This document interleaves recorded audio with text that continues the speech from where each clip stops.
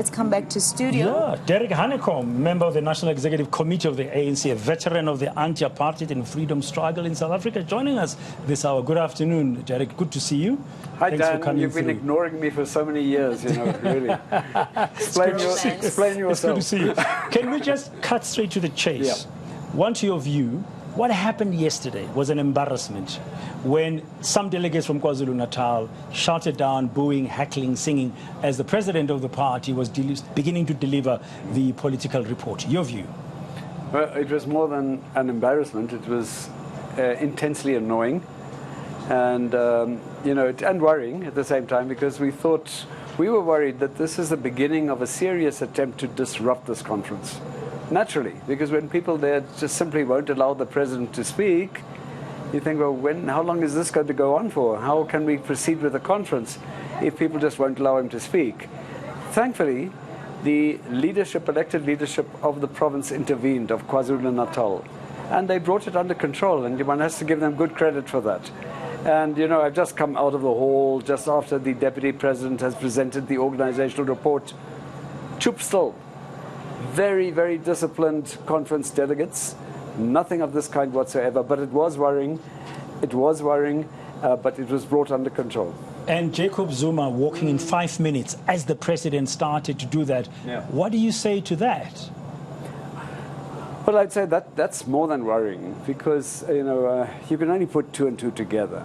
You know, the was timing. Was it deliberate, you think? I can only say what I think. I can't say for sure that it was deliberate, but it certainly appears to have been very deliberate timing. How do you walk into the whole conference hall just as the president of the country, of the ANC, is about to commence with the delivery of his report? And it was clear that the delegates were expecting it, or that group. It's a small group, by the way. Small but rowdy group. But it was deliberate, and for me that is more than just embarrassing, more than just annoying, but it's something that I believe action should be taken against what I would consider to be an act of gross ill-discipline, misconduct. So what does one do when members of the ANC commit acts of misconduct? There are disciplinary processes. That's normal. Just in the same way as all citizens are equal in the eyes of the law, all ANC members should be equal in the eyes of the ANC's constitution, in terms of disciplinary processes. So I believe that if it doesn't matter who you are, if you do something that would be against the code of conduct of the ANC, the logic of it is that you should be charged. And looking at the fact that he does this exactly a day after news breaks that he is seeking private prosecution against the president, what are your thoughts around that? You think this whole thing was just a political ploy that unfortunately embarrassingly played out in front of all South Africans? Well, it is embarrassing. It's not embarrassing to us, it's embarrassing to them. It should be a source of great embarrassment to former President Zuma and his supporters, because it is so transparent. It is such a pathetic attempt to demonstrate support, which there isn't much for. There isn't much support for. Are you saying Jacob Zuma should be charged under the disciplinary code of the ANC? That is my view, but it's up to the incoming NEC, and that will be in place in 3 days from now, to consider these events and to look at whether there are potential charges, make the decision to charge, refer the matter to the disciplinary committee. My view, but I'm not going to be part of that NEC because I, as you know, have declined my nomination, or maybe you didn't know, but one way or the other, it's the NEC has to deal with acts of misconduct. Otherwise, we will become a movement without any rules. Anarchy will prevail within the organization.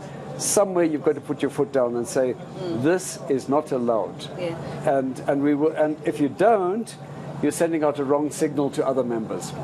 Two questions from me pertaining to the NEC specifically, because you mentioned it. Number one, why did you decline? Is it because you're tired of working, with a party that you probably don't resonate so much with right now, or you wish could do better as it promises in its policy?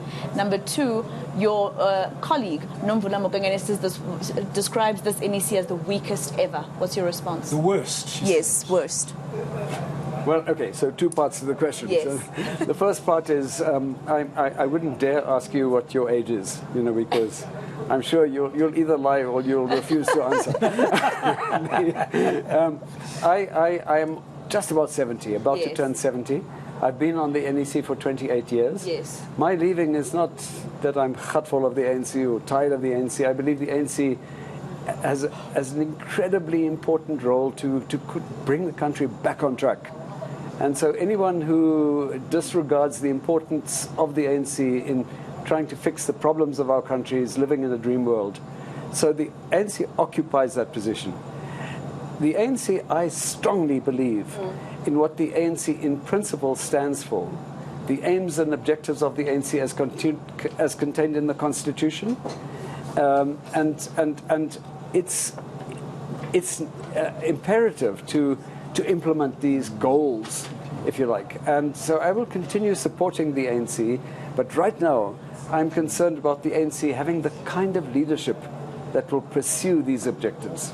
Okay, thank you very much, Mr. Derek Hanekom, veteran of the anti-party struggle, a freedom fighter in his own right. He's an outgoing NEC member of the ANC attending this conference. Thank you very much for your time. We wish you well with whatever future plans you have for yourselves.